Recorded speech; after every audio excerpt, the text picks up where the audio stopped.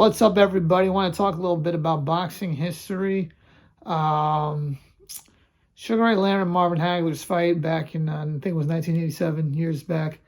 And a lot of controversy on the fight. I want to talk a little bit about it. So first off, Ray Leonard, he beats Marvin Hagler by unanimous decision. It was a 12-round fight. Now, in those days, fights were contested at 15 rounds. Now, they gave in to those conditions because Sugar Ray Leonard, he allowed Marvin Hagler to get the bigger end of the purse, even though Sugar Ray Leonard was the more popular fighter and would normally get more money because he was the A side. But Hagler had to do the 12-round fight.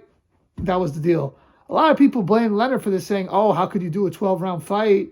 Every fight was 15 rounds. But in reality, Marvin Hagler's fights against Tommy Hearns and John Mugabe were also scheduled for 12 rounds.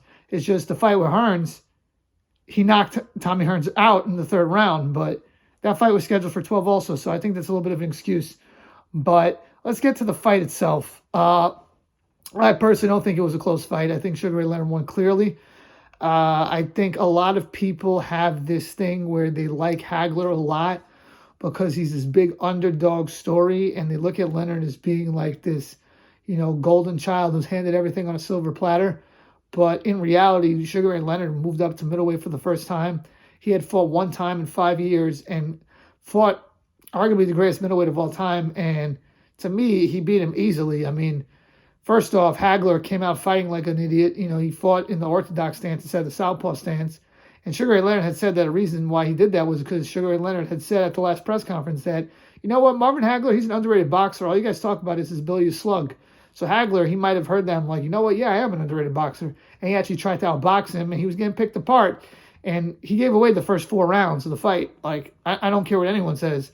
And, yeah, from then on, it was, more competitive. But to me, Leonard won 8 or 9 rounds. I mean, I've watched the fight 3 times. The first time I saw it, I had it 7-5. The second time I saw it, I had 9-3 for Leonard. And the third time, I had it 8-4. So you could have it in any of those scores. I think he completely outclassed Hagler. I don't think the fight was close.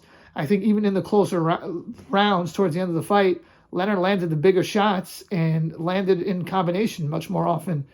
I think that Leonard was a superior fighter, and he outclassed him completely. The most I could hear is 7-5 for Leonard. For people saying it was a draw, that's crazy to me. And for people saying that Hagler won the fight, that's completely ridiculous. I know it's one of those, age-old, debates like Hagler-Leonard, but to me, there is no debate. Leonard won clearly, and every single negative stereotype about Marvin Hagler being, a come-forward brawler, not having the footwork, not having the ability to, box with an elite boxer was proven true in that fight. I think Marvin Hagler was a great middleweight, but I just think that Sugar Ray Leonard was a level above. I think that fight showed that. And I know a lot of people, they say, oh, what would have happened if Leonard and Hagler fought when, Hagler was younger, which is kind of funny to me because I'm pretty sure Sugar Ray Leonard's older than Marvin Hagler. And he's fighting at a weight class that he's never fought at before. But people say, what would happen if it was 81 or 82 Leonard versus Marvin Hagler? And you know what I tell them? Sugar Ray Leonard would have won even more easily. Please let me know what you guys think. Please like, share, comment, and subscribe. Peace.